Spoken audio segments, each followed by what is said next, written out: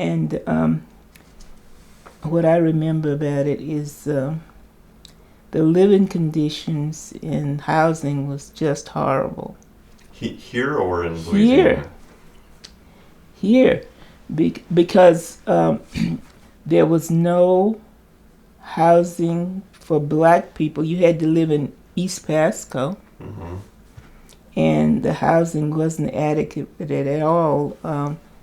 We moved into, I remember when we came, I didn't come with, at that time,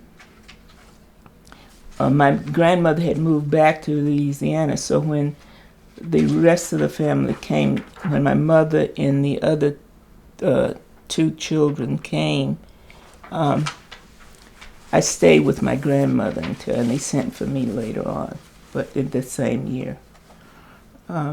My mother actually cried because of where they had to live when they first came here. Really? What? Yeah. Could you describe it? What kind of? I can remember it was like a little encampment over on Idaho Street, I believe it was owned by a family called the Haneys, and because they were here for many, many years, and they still are here. I mean, they have grandchildren and all that was still here.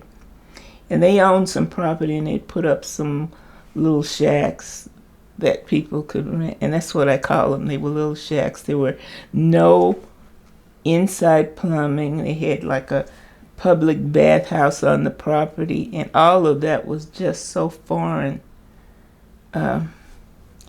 to us. And so my mother spent most of her time trying to find a place for us to move. I think we lived in that place about 3 months, and then she found a house over on